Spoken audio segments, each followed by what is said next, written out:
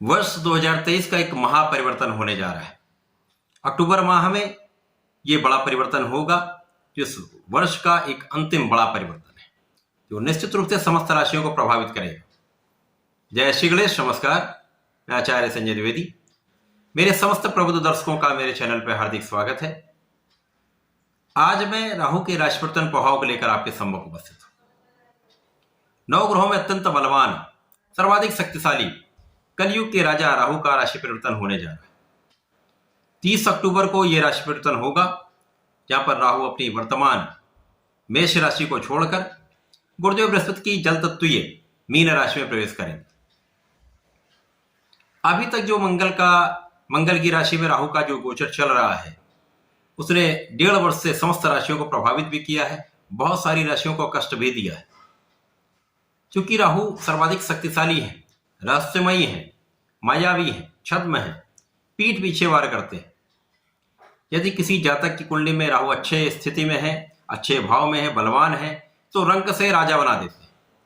इसके विपरीत स्थिति होने पर यह राजा से रंक भी बना जाते हैं। तो निश्चित रूप से राहु का परिवर्तन सर्वाधिक लाभप्रद भी हो सकता है, सर्वाधिक कष्टकारी भी हो सकता है। आज मैं मीन राशि के लिए, जहां पर राहु का परिवर्तन होने जा रहा है, राहु के इस परिवर्तन का क्या प्रभाव मिलने वाला है, संपूर्ण विश्लेषण मैं पूर्ण तर्क के साथ करने जा रहा हूं। प्रिय दर्शकों, यह राशिफल आपके चंद्र राशि पर आधारित है, अर्थात आपकी जन्म कुंडली में यदि 12 नंबर में चंद्रमा स्थित है, तो इसका अर्थ यह है आपकी मीन राशि। परंतु एक लंबे अवधि के परिवर्तन को देखने के लिए आपको लग्न को भी देखना चाहिए, राशि को भी देखना चाहिए। यदि आपकी मीन लग्न है तो आपको भी राशिफल अवश्य देखना चाहिए।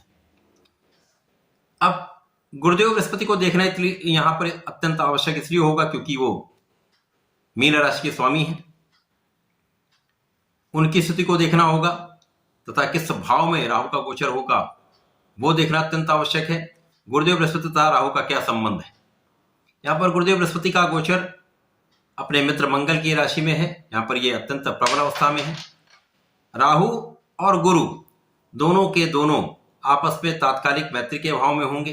यद्यपि गुरु राहु का संबंध मित्रवत नहीं होता है, यहां पर जब ये तात्कालिक मैत्री में होंगे तो एक समभाव बन जाएगा। तो जब समभाव बन जाता तो नकारात्मकता कम से कम हो जाती है। अब यहां पर गुरुदेव बृहस्पति की स्थिति अत्यंत प्रबल है, जो लग्न के स्वामी है। तो निश्चित रूप से ये परिवर्तन आपके लिए कहीं ना कहीं का बहुत बचाव करने वाला है, कुछ लाभकारी है, कहीं ना कहीं कुछ समस्या भी देने वाला है। क्योंकि राहु का गोचर कहां पे हो रहा है, राहु का गोचर मीन राशि के लिए लग्न में हो रहा है, प्रथम भाव में हो रहा है। प्रथम भाव जो आपका शरीर का भाव है, आपका मानसिक भाव है। तो यहां पर राहु होंगे तो निश्चित रूप से कहीं ना कहीं कुछ समस्याएं भी देंगे।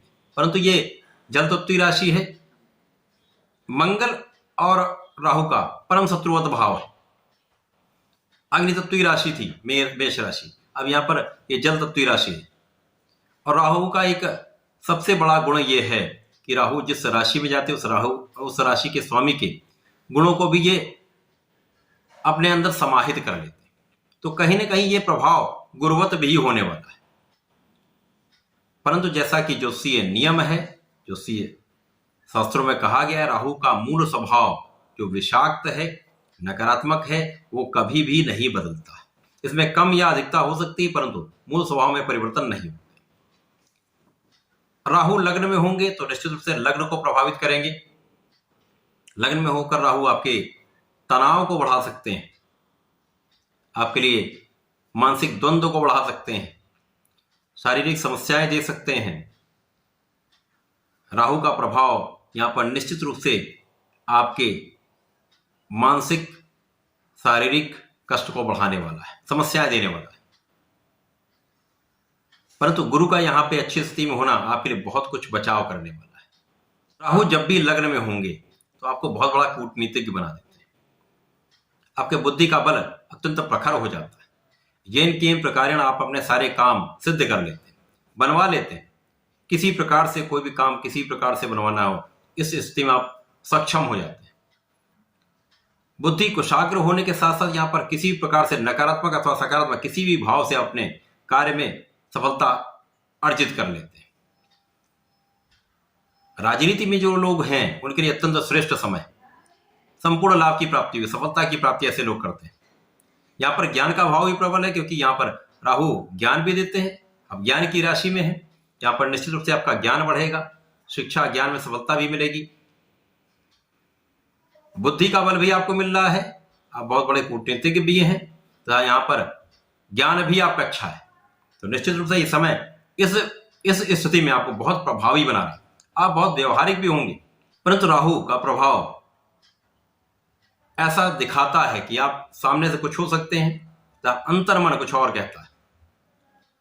राहु जब लग्न पे होंगे तो इनकी प्रथम दृष्टि का प्रभाव आपके पंचम भाव पर होगा।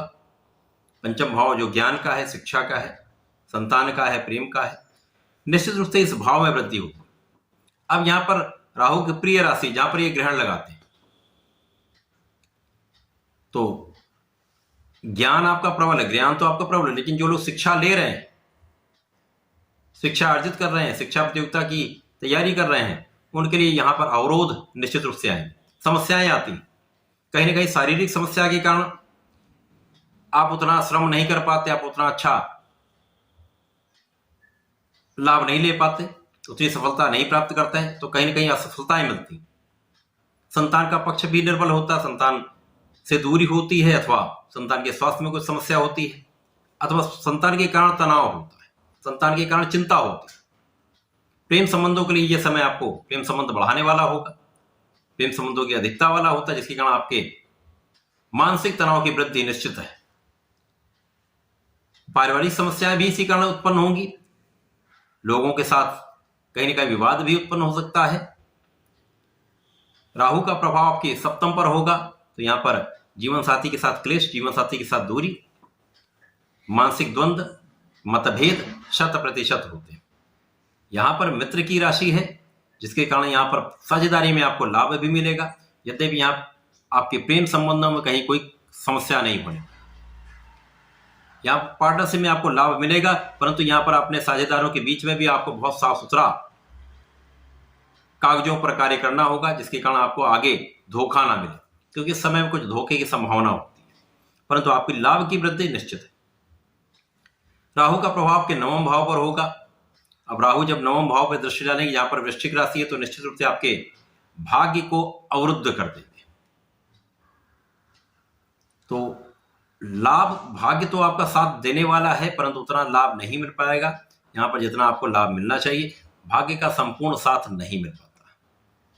जहां पर आपको सबसे अधिक भाग्य की आवश्यकता होगी, वहां पर भाग्य के साथ नहीं मिलेगा। आपके धर्म के कार्यों में आपका मन नहीं लगेगा, धार्मिक कार्यों से आप विरत हो जाएंगे, आप पूजा पाठ में आपका मन नहीं लगेगा। इन 1.5 वर्षों के समय में राहु आपको मानसिक रूप से कहीं ना कहीं समस्या देने वाला है, आपके शारीरिक कष्ट को बढ़ा सकता है, जीवन साथी के साथ मतभेद हो सकते हैं, जीवन साथी के साथ क्लेश हो सकता है, शिक्षा प्रतियोगिता में असफलता मिल सकती है, आपके भाग्य का साथ नहीं मिलेगा। इन सारी समस्याओं के होते हुए भी कहीं ना कहीं आपका ज्ञान प्रबल होता रहेगा, आपके कार्य बनते रहेंगे, आपके धन का भाव प्रबल रहेगा, धन का आगमन होता रहेगा, तो आपके कार्यों में कुल मिलाकर ये एक एवरेज गोचर रहने वाला है। 1.5 वर्षों के समय में आपको अपने स्वास्थ्य का ध्यान रखना होगा, अपने वाणी का ध्यान रखना होगा। वाणी के कारण विवाद निश्चित रूप से होते हैं, आपके क्रोध की वृद्धि हो सकती है, क्रोध पर नियंत्रण रखना होगा। यद्यपि जल तत्व राशि में राहु है, कहीं ना कहीं बैलेंसिंग स्थिति है, संतुलन की स्थिति है, परंतु नियंत्रण तो अत्यंत आवश्यक है। आपको अपने प्रेम संबंधों पर पूर्णतया नियंत्रण रखना होगा, नहीं तो ये आपके लिए कष्टकारी हो सकता है। राहु का ये गोचर 1.5 वर्षों के लिए मीन राशि के लिए बहुत अच्छा नहीं है, परंतु कुछ भागों के परिप्रेक्ष्य में, कुछ भावों के परिप्रेक्ष्य में ये अच्छा फल देने वाला है। आपको परिवेश संपत्ति से लाभ दिलाने वाला है, आपके ज्ञान से आपको लाभ दिलाने वाला है, धन का आगमन निश्चित रूप से होगा। इन 1.5 वर्षों के समय में मीन राशि के जातकों को नियमित रूप से भगवान श्री गणपति महाराज की शरण में रहना चाहिए। श्री गणपति महाराज के संकनासन श्री गणेश स्तोत्रम का प्रतिदिन कम से कम 1 बार पाठ अवश्य करना चाहिए अथवा श्रवण करना चाहिए। हनुमानाष्टक का पाठ नित्य करना चाहिए तथा प्रत्येक दिन प्रभु भगवान श्री हरि की शरण में रहकर ओम नमो भगवते वासुदेव कम से कम 1 माला का जप करना चाहिए। यदि आप ऐसा कर लेंगे तो बहुत सारी समस्याओं से बच जाएंगे, आपका ज्ञान भी प्रबल रहेगा, आपका विवेक बहुत अच्छा रहेगा, आपका धैर्य बहुत अच्छा रहेगा। तो जो लोग आप लिए कष्टकारी हो रहे हैं उनसे भी आप बचेंगे, लाभ की वृद्धि होगी और आप जीवन में प्रगति करेंगे। तो ऐसा करके इसका लाभ लें। धन्यवाद, नमस्कार।